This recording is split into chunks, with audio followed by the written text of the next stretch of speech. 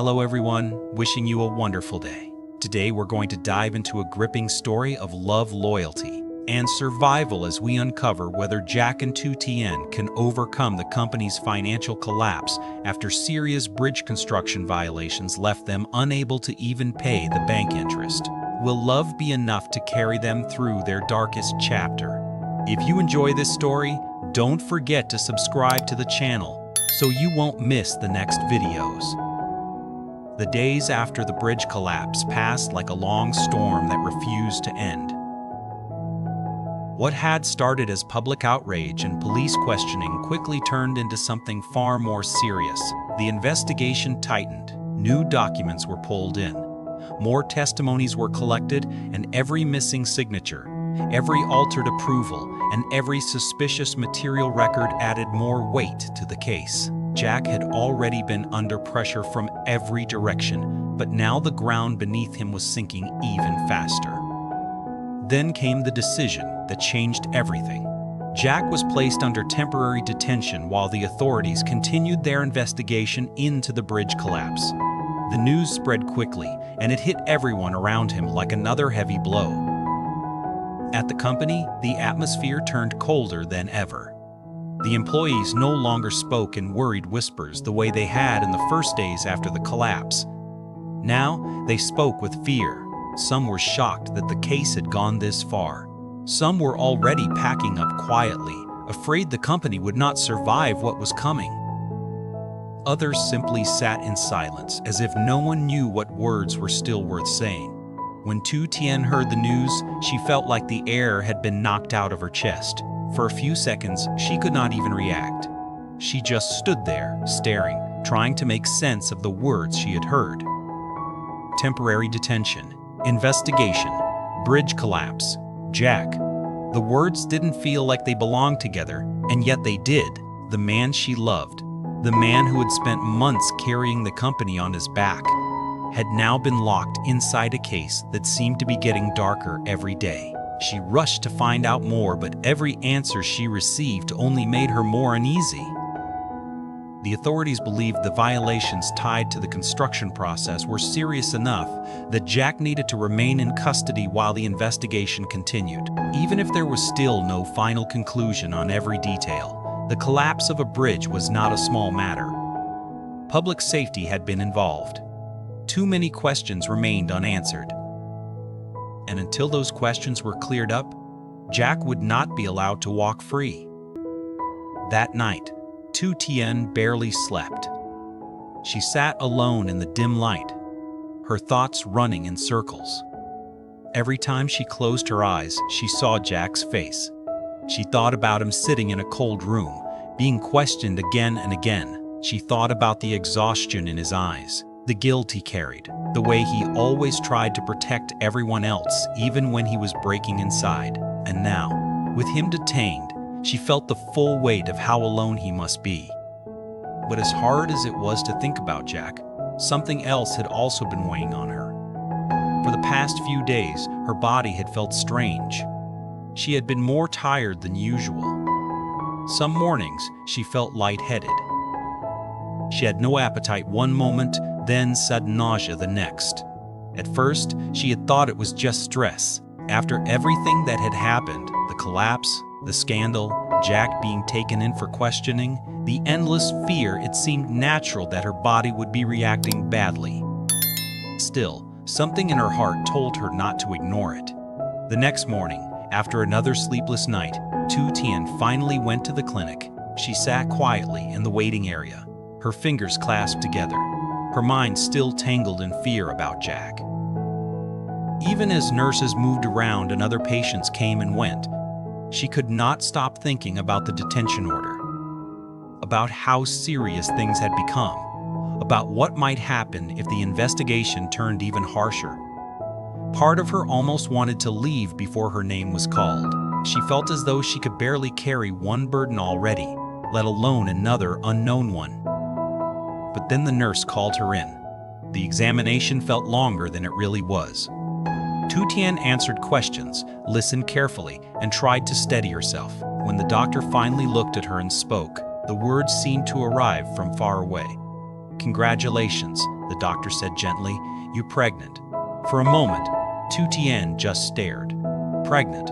For a moment, the word echoed in her mind, but it did not settle right away. She looked down at her own hands, then back at the doctor, as if she needed to hear it one more time to believe it. "You mean really?" she asked softly. The doctor smiled. "Yes, it's still early, but yes, you're expecting." Something inside Tu Tien trembled all at once. Under different circumstances, this would have been the kind of news that filled a house with tears, smiles, and trembling joy. She imagined what Jack's face might have looked like if she had told him on an ordinary evening, in an ordinary life, far away from police stations, legal documents, and collapsed bridges. She imagined his stunned silence first, then the way his eyes would soften, the way he would probably pull her into his arms without even knowing what to say. But this was not an ordinary moment. Jack was in detention. The company was in crisis. The scandal was still growing, and suddenly, in the middle of all that darkness, there was a tiny life growing inside her. Tu Tien pressed a hand over her stomach without even thinking. Her eyes filled with tears, but they were not simple tears of happiness. They carried confusion, fear, tenderness, and pain all at once. The doctor's voice softened when she saw the change in Tu Tien's face. "You don't seem well," she said. "Have you been under severe stress recently?" Tu Tien let out a small, shaky breath. "Yes." The doctor's expression turned serious. She explained that emotional stress, poor sleep, and physical exhaustion could affect Tu Tien's health during pregnancy, especially in the early stage. It did not mean something bad had already happened, but it did mean she needed to be careful. She needed rest. She needed proper food. She needed to avoid intense emotional shock as much as possible. That was the part that hurt the most. Avoid emotional shock. How could she possibly do that now? The man she loved was being held for investigation. His company was falling apart. The entire town was talking about the bridge collapse. Every day brought new rumors, new headlines, new fears. And now she had to think not only about Jack, but about whether all of this was affecting the baby inside her. On the way home, Tu Tien walked slowly, almost as if she was afraid to move too quickly.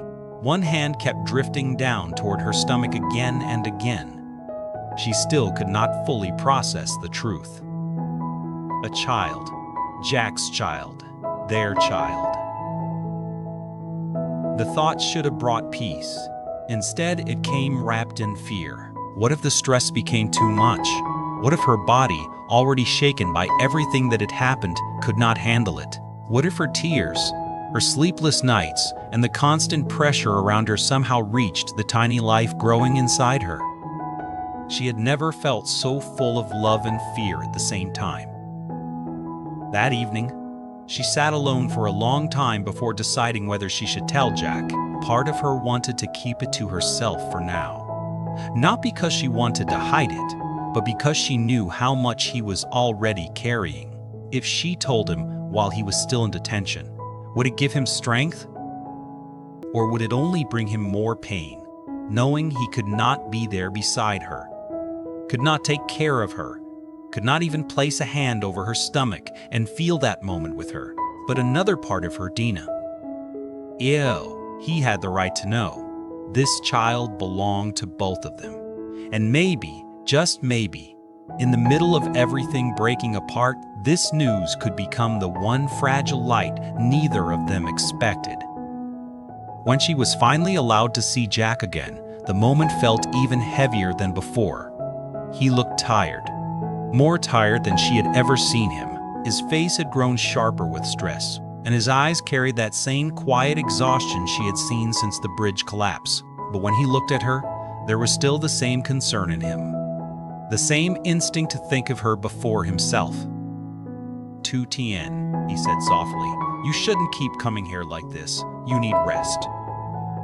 That was what he said first, not a question about the case, not a complaint about his situation, just concern for her. The tenderness of it almost broke her on the spot. She sat down slowly, her hands trembling in her lap.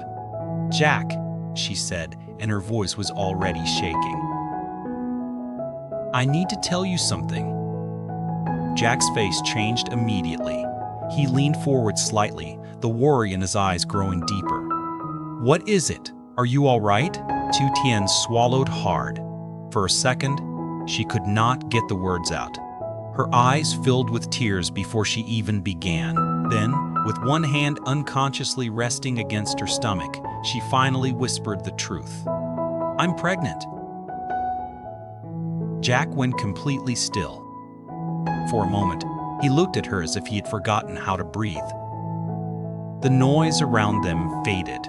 The walls, the guards, the investigation, the entire unbearable reality of the past days, all of it seemed to fall away in that single instant. "You, what?" he asked, barely above a whisper. Tu Tien nodded, tears slipping down her face now. "I went to the clinic. The doctor confirmed it. It's early, but yes." Jack stared at her, and the emotion that passed through his face was almost too much to put into words. Shock, love, pain, wonder, fear, a tenderness so deep it hurt to look at. Slowly, his eyes dropped to the hand she had placed over her stomach. Then he looked back at her, and in that moment, only one question rose between them. Heavier than all the others, would this storm around them hurt not only Jack and Tu Tien, but the child they had only just discovered was already part of their lives? Jack remained frozen for several seconds, as if the words had reached him, but his heart had not yet caught up. "You're pregnant?" he repeated, his voice barely above a whisper.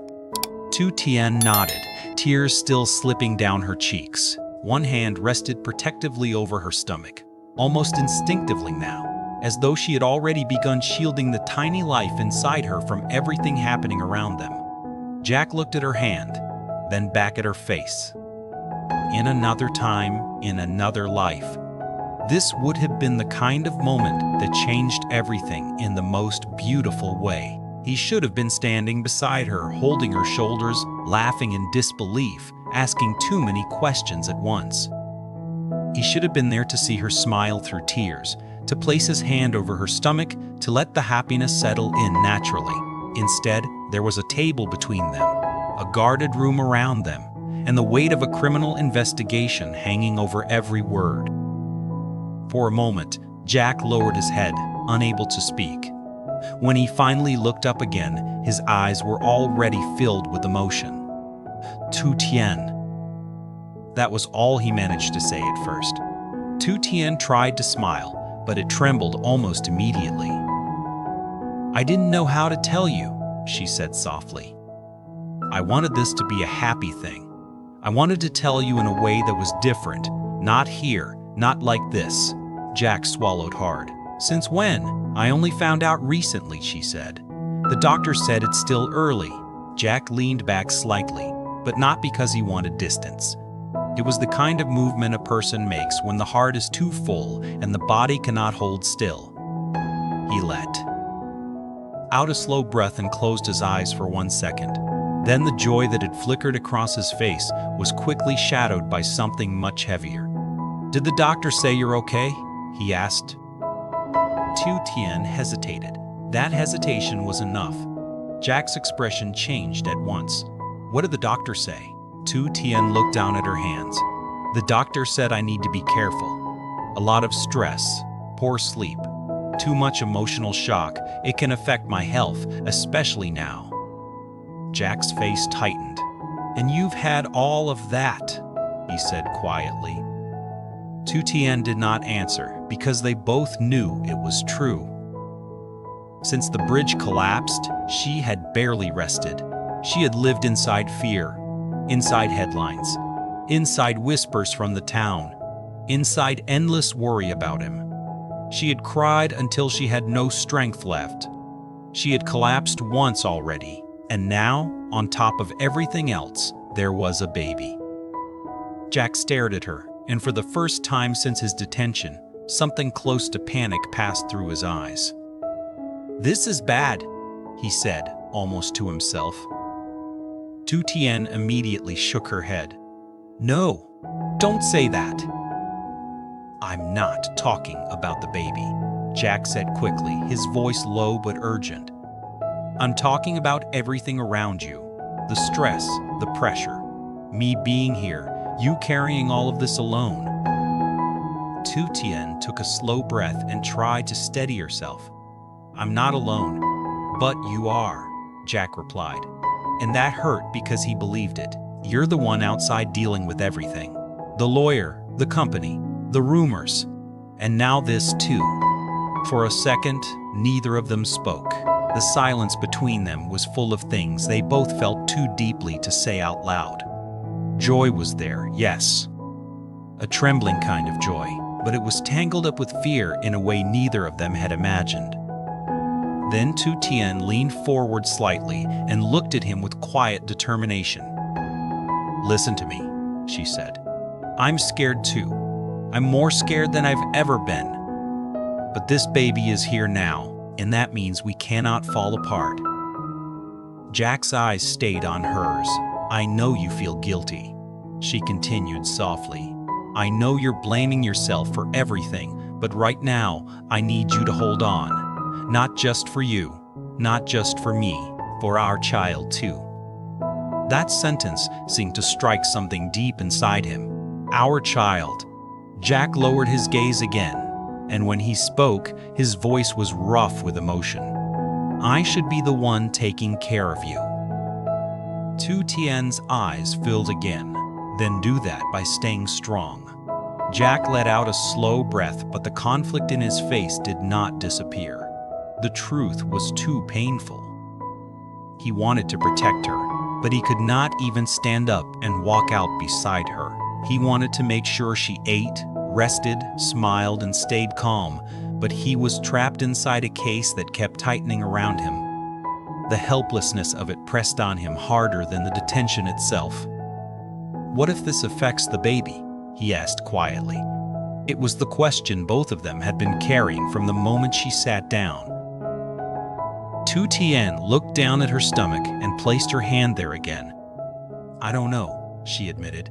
"The doctor didn't say anything had gone wrong, only that I need to be careful. That stress can be dangerous if it continues." Jack closed his eyes for a moment. In all the chaos of the collapse, the investigation, and the betrayal, nothing had frightened him like those words. Dangerous if it continues. Because how could it not continue? He was still under investigation. The case was still active. The media was still loud. The company was still unstable. And Tu Tien, even if she promised to rest, was the type of person who would keep pushing herself as long as he remained in trouble. When he opened his eyes again, there was a different kind of urgency in them. "You need to stop running around so much," he said. "No more going everywhere alone. No more skipping meals. No more pretending you're strong enough for all of this. Promise me." Tu Tien tried to respond lightly, but her voice came out softer than she intended. "That sounds easy for you to say." "I'm serious." "So am I." They looked at each other for a moment, and then something gentler passed between them. Even in the middle of fear, the old pattern remained. Jack worrying about her. Tu Tien refusing to bend too easily. "I'll be careful," she said at last. "I promise, but I won't stop trying to help you." Jack shook his head slightly, not because he disagreed with her heart, but because he hated that she still had to carry so much. Before he could say more, the guard outside shifted, a quiet reminder that their time was limited. Tu Tien noticed it too, and her expression changed. The little pocket of private feeling they had created between them suddenly had the reality of the room pressing in again. "There's something else," she said. Jack looked at her immediately. "The lawyer says the case is still complicated," she continued. "But the statements from the workers are helping. They remember how strict you were about safety. They remember your inspections. They remember you saying this bridge couldn't afford hidden mistakes." Jack listened in silence. "I'm still collecting everything," Tu Tien said. "I'm not stopping, but I'll be more careful now. I have to be." Jack nodded slowly. "Good," Then, after a pause, he added, "No matter what happens with me, you protect yourself first. You protect the baby first. Do you understand?" Tu Tien's face tightened immediately. "Don't say it like that." "I mean it. And I mean this," she replied, her voice trembling now. "You are not allowed to talk like you've already given up." Jack looked at her, and something in his expression softened. "I haven't given up," he said quietly.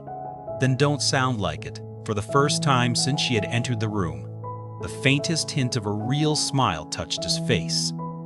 It was tired, fragile, and almost painful to see, but it was real. "You're still stubborn," he said. "And you still need me to be." That nearly broke him again. The guard spoke then, gently but firmly, telling them the visit was ending. Tu Tien stood slowly. For a second, neither of them moved. Then she stepped closer to the table and looked at him as if trying to memorize every detail of his face. Jack did the same. There was so much he wanted to say, so much she wanted to say back. But in the end, the moment became too full for many words. "Take care of yourself," he said. "I will," she answered. "You do the same." Then, after one small breath, she added, "And Jack?" He looked up.